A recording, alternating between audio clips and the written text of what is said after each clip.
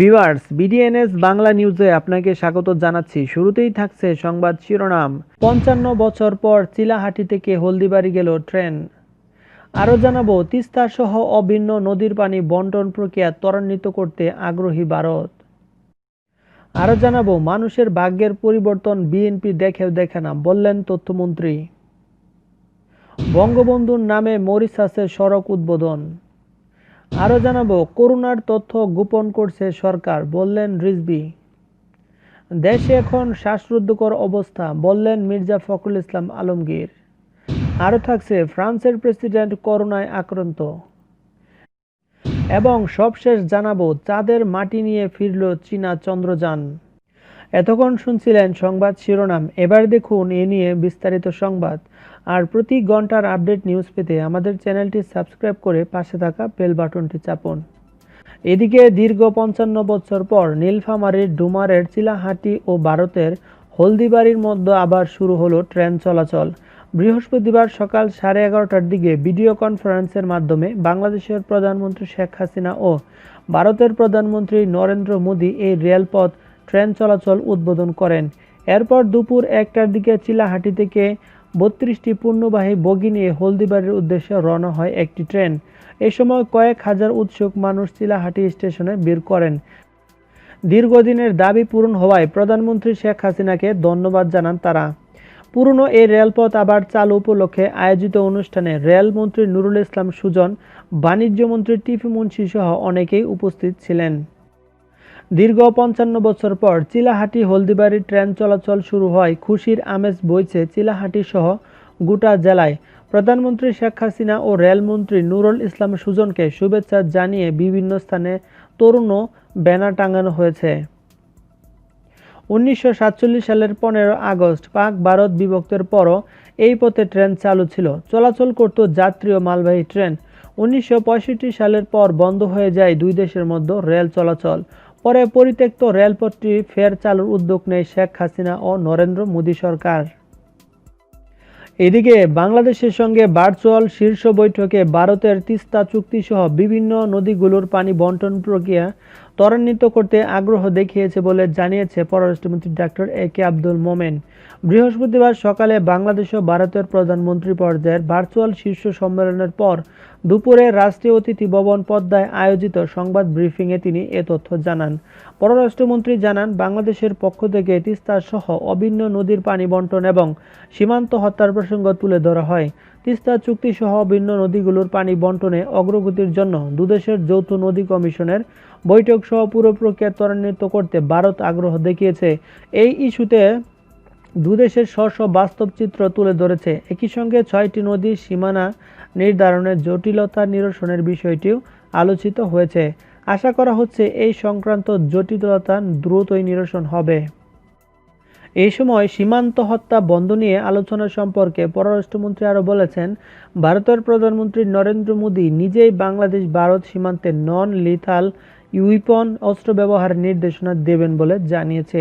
এই প্রসঙ্গে তিনি আরও বলেছেন, বাংলাদেশে কোনো সীমান্ত হত্যা চায় না, এটা কোনোভাবেই কাম্য নয়। তবে সীমান্তে ক্রিমিনাল অ্যাক্টিভিটিস রয়েছে, আমাদের লোকজন সেসব অ্যাক্টিভিটির সঙ্গেও জড়িত। এইসব বন্ধ করতে হবে। বাংলাদেশের পক্ষ থেকে যৌথ সীমান্ত ব্যবস্থাপনারও প্রস্তাব দেওয়া হয়েছে।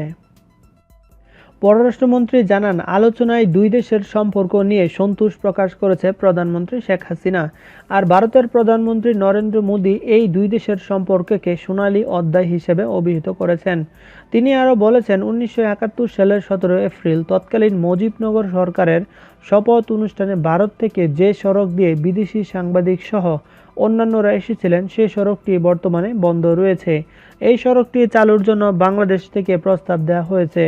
মুজিববর্ষ এবং স্বাধীনতার সুবর্ণ জয়ন্তী পালনের বছরই সড়কটি উদ্বোধনের জন্য প্রস্তাবে বলা হয়েছে। সড়কটি চালু হলে দুই দেশের জনগণের মধ্যে যোগাযোগও বাড়বে।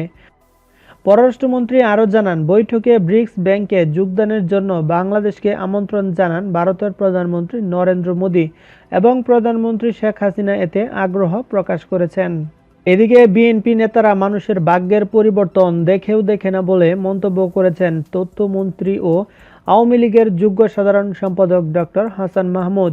তিনি বলেছেন, গত এক যুগে দেশের প্রতিটি মানুষের ভাগ্যের পরিবর্তন মির্জা ফখরুল ইসলাম সাহেবরা দেখেও দেখেন না। বৃহস্পতিবার রাজধানীর কাকরাইলে তথ্য ভবন মিলনায়তনে বাংলাদেশ সংবাদপত্র পরিষদের সঙ্গে এক মতবিনিময় সভায় প্রধান অতিথির বক্তৃতায় তথ্যমন্ত্রী এসব কথা বলেছেন। তথ্য প্রতিমন্ত্রী ডাক্তার মুরাদ হাসান ও আওয়ামী লীগের উপদেষ্টা মণ্ডলীর সদস্য মুজাফফর হোসেন পল্টু সভায় বিশেষ অতিথির বক্তব্য দেন। এদিকে ভারত মহাসাগরের দ্বীপরাষ্ট্র মরিশাসে জাতির পিতা বঙ্গবন্ধু শেখ মুজিবুর রহমানের নামে একটি সড়ক উদ্বোধন করা হয়েছে। সড়কটি মরিশাসের রাজধানী পোর্ট লুইসে অবস্থিত। বৃহস্পতিবার দুপুরে মরিশাসে বাংলাদেশ হাই কমিশন এবং পোর্ট লুইস সিটি কাউন্সিল আয়োজিত এক অনুষ্ঠানে বঙ্গবন্ধু শেখ মুজিব স্ট্রিট এর উদ্বোধন করা হয়। অনুষ্ঠানে প্রধানমন্ত্রী শেখ হাসিনার ধারণকৃত ভিডিও বার্তায় বলেন, বাংলাদেশ ও মরিশাস দ্বিপক্ষীয় এবং বহুপক্ষীয় স্তরে দুর্দান্ত সম্পর্ক ভোগ করছে। আমাদের জনগণের কল্যাণ ও সমৃদ্ধি বজায় রাখার ক্ষেত্রে আমরা একই মূল্যবোধ, নীতি ও আকাঙ্ক্ষা ভাগাভাগি করি। আমরা আঞ্চলিক এবং আন্তর্জাতিক ফোরামে একে সমর্থন করি। তিনি আরও বলেছেন, বাংলাদেশ মহাসাগর এবং সমুদ্রের সংরক্ষণ এবং টেকসই ব্যবহারকে এগিয়ে নেওয়ার ক্ষেত্রে সুনীল অর্থনীতির সম্ভাবনাকে কাজে লাগাচ্ছে এবং আমরা এই বিষয়ে মরিশাসের বিস্তৃত অভিজ্ঞতা থেকে উপকৃত হতে চাই। এদিকে বিএনপির সিনিয়র যুগ্ম মহাসচিব রুহুল কবির রিজভী অভিযোগ করেছেন, করোনা সংক্রমণ বৃদ্ধি পেয়েছে জ্যামিতিক হারে। প্রতিদিনই হাজার হাজার মানুষ করোনায় আক্রান্ত হয়ে বিনা চিকিৎসায় মৃত্যুর সঙ্গে লড়াই করছে। তবে সরকার সেই সংখ্যা গোপন করছে। রাজধানীর নয়াপল্টনে বিএনপির কেন্দ্রীয় কার্যালয়ে আয়োজিত এক সংবাদ সম্মেলনে তিনি এসব অভিযোগ করেছেন। রিজভী আরও বলেছেন, সরকারের নেতা মন্ত্রীরা নিরাপদে আইসোলেশনে থেকে নির্দেশ দিয়ে যাচ্ছেন। তবে সাধারণ মানুষ চিকিৎসাহীন, ভেন্টিলেটর, অপোজিশন এবং হাসপাতালে শয্যার অভাবে কাতরাচ্ছে। অবস্থার দৃষ্টিতে মনে হচ্ছে সরকারের কোনো দায়িত্ব নেই। সরকার যেন চোখ বুজে ধ্যান করছে। করোনায় শিক্ষা ব্যবস্থা ও শিক্ষার্থীদের করুণ অবস্থা তুলে ধরে তিনি বলেছেন, শিক্ষার হাব খ্যাত দেশগুলো যেমন Britain, Bharat, Malaysia, Australia, Canada ও যুক্তরাষ্ট্র সহ কোনো দেশে আজকের বাস্তবতায় অটো পাস দেওয়া হয়নি। সব দেশে শিক্ষার্থীদের মেধার মূল্যায়নের জন্য পরীক্ষার বিকল্প শুধু পরীক্ষায় রাখা হয়েছে, অন্য কিছু নয়। কিন্তু বাংলাদেশ চলছে সম্পূর্ণ উল্টা পথে। বিজয় দিবসের প্রথম প্রহরে গুপিবাগে প্রয়াত ঢাকার সাবেক মেয়র সাদেক হোসেন খোকার বাসায় দুর্বৃত্তদের হামলার ঘটনাকে কাপুরুষোচিত হামলা হিসেবে অভিহিত করে এর তীব্র নিন্দা জানান রিজভী। এদিকে বিএনপির মহাসচিব মির্জা ফখরুল ইসলাম আলমগীর বলেছেন, দেশে এখন শ্বাসরুদ্ধকর অবস্থা বিরাজ করছে। সাবেক প্রধানমন্ত্রী বেগম খালেদা জিয়াকে বেআইনিভাবে মিথ্যা মামলা দিয়ে আটক করে রাখা হয়েছে। ৩৫ লক্ষ মানুষের বিরুদ্ধে মিথ্যা মামলা রয়েছে। ৫০০-র উপরে মানুষ গুম হয়েছে। হাজার হাজার গণতন্ত্রকামী মানুষ নিহত হয়েছে। দুপুরে জাতীয় স্মৃতিসৌধ থেকে শেরেবাংলা নগরে দলের প্রতিষ্ঠাতা জিয়াউর রহমানের কবরে পুষ্পমাল্য অর্পণের পর সাংবাদিকদের কাছে তিনি এসব কথা বলেছেন। মির্জা ফখরুল ইসলাম আলমগীর আরও বলেছেন, দেশের এই অবস্থা থেকে বেরিয়ে আসার জন্য আজকের দিনে জনগণ আবার নতুন করে শপথ গ্রহণ করেছে। তারা আরেকটি মুক্তিযুদ্ধের মধ্য দিয়ে অবশ্যই দেশকে মুক্ত করবে, মানুষের গণতন্ত্রকে মুক্ত করবে, খালেদা জিয়াকে মুক্ত করবে এবং গণতান্ত্রিক একটি রাষ্ট্র ব্যবস্থা প্রতিষ্ঠা করবে। আমরাও একটি নিরপেক্ষ সরকারের নিরপেক্ষ নির্বাচনের মধ্য দিয়ে এদেশে গণতন্ত্রকে ফিরিয়ে আনার জন্য শপথ করছি।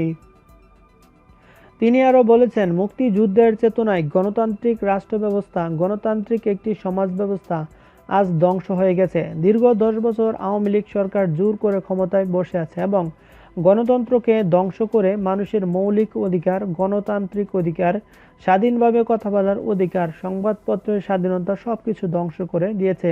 তারা স্বাধীনতার চেতনাকে তারা ধ্বংস করে দিয়েছে। এক প্রশ্নের জবাবে তিনি বলেছেন, আওয়ামী লীগ সবসময় একটি প্রতারণার রাজনীতি করছে। তারা মুখে গণতন্ত্র কথা বলে কিন্তু কাজে তার উল্টো করে। ক্ষমতায় যাওয়ার জন্য তাদের কাছে নীতি নৈতিকতা নেই।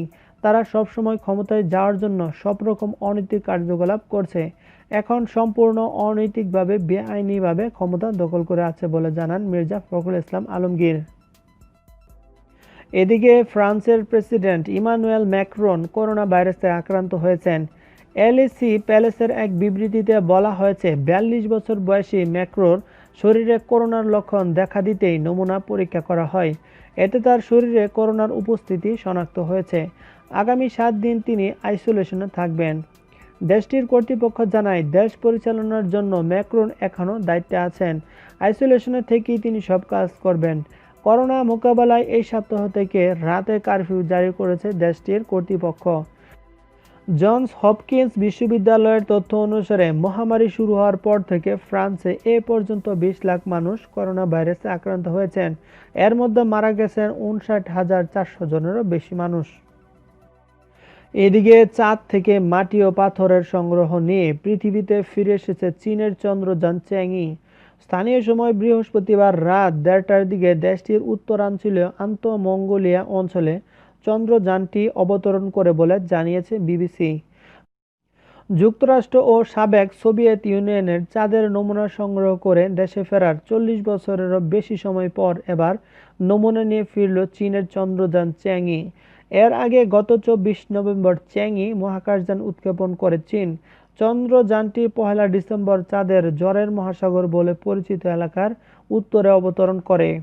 নিউজটি সম্পূর্ণ দেখার জন্য ধন্যবাদ। ভিডিওটি ভালো লাগলে লাইক, শেয়ার করুন এবং প্রতি ঘন্টার আপডেট নিউজ পেতে আমাদের চ্যানেলটি সাবস্ক্রাইব করে রাখুন। আসসালামু আলাইকুম।